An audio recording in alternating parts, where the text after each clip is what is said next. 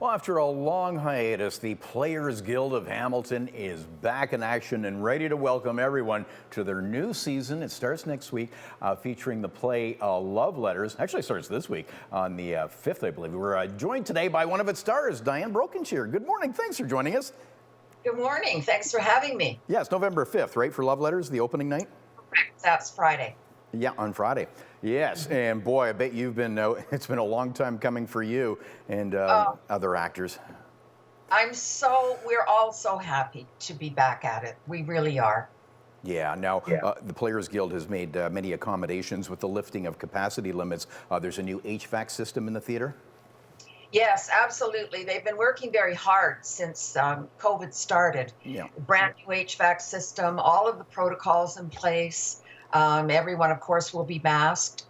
We particularly chose this play because there's only 2 people, which also means that it doesn't necessitate a huge crew either to build the show or to run it backstage. So we've really eliminated. It's been a very small group of people in rehearsal, which has been very different. Yeah, it's actually the perfect way to just kind of baby step back into it.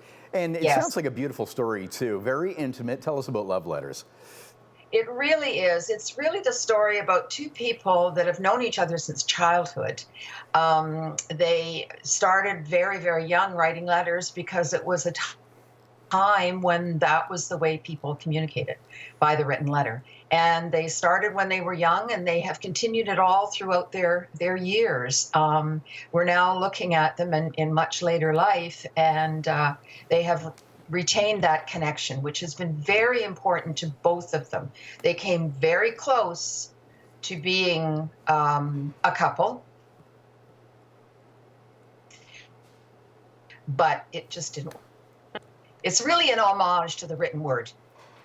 Now, is the audience, what's the takeaway here? The audience, why didn't these 2 get together? Well, there'd be a little bit of that, but there's humor, there's pathos, there's all of the good things that a good writer, and A.R. Gurney is a good writer, a good playwright, wanted to put in it. And I think really, as my teammate, Willard Boudreau, with whom I share the show on stage, he said, and he was very, very right, that words are the backbone of theater. Nothing happens without the spoken word.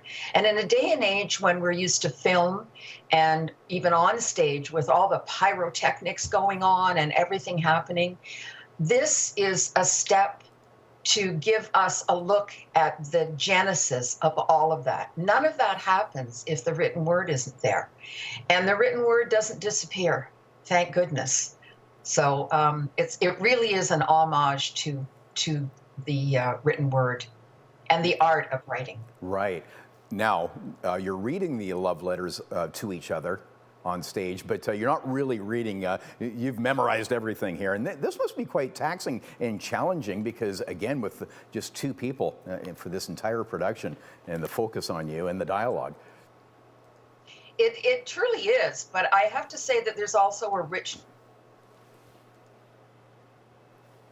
to it. Because when you're there and you're simply listening to the other actor on stage, it's very rich. It gives you license to just really take those words in.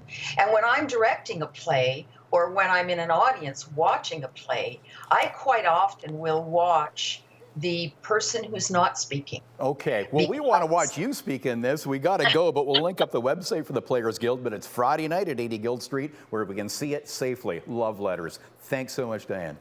Thank you very much.